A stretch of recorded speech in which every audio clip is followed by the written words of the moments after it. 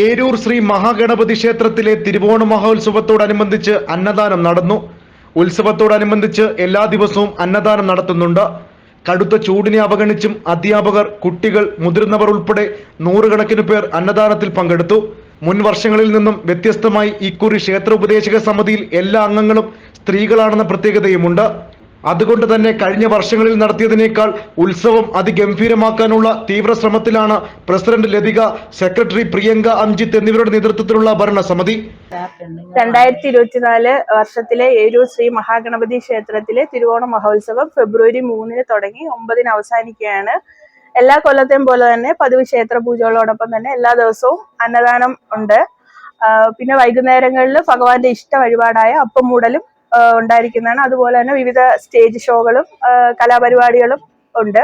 എല്ലാ വർഷത്തിൽ നിന്ന് വ്യത്യസ്തമായിട്ട് ഈ വർഷം ഭരണസമിതി അംഗങ്ങൾ എല്ലാവരും വനിതകളാണ്. അതാണ് അതുപോലെ തന്നെ കഴിഞ്ഞ വർഷത്തെ ഭരണസമിതി അംഗങ്ങൾ എല്ലാവരും വളരെ നല്ല രീതിയിലായിരുന്നു ഉത്സവം നടത്തിക്കൊണ്ട് വന്നിരുന്നത്. അപ്പം അവരിൽ നിന്ന് ഒട്ടും പുറകോട്ട് പോകാതെ നല്ല രീതിയിൽ നടത്തുക എന്നുള്ളതാണ് നമുക്ക് മുമ്പിലുള്ള ഒരു കടമ്പ.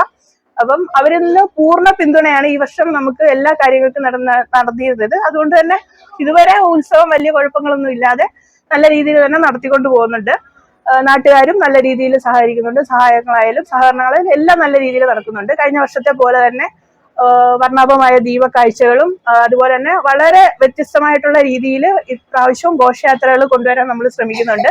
അപ്പം എല്ലാവരും അതിനെ സഹകരിച്ച് നല്ല രീതിയിൽ ഈ ഉത്സവം മുമ്പോട്ട് കൊണ്ടുപോകാൻ. ഉത്സവത്തോടനുബന്ധിച്ച് ഏർപ്പെടുത്തിയ വൈദ്യുതി ദീപാലങ്കാരം കാണാൻ എത്തുന്നത് നിരവധി ആളുകളാണ്. നാട്ടുവാർത്ത, ഏരൂർ.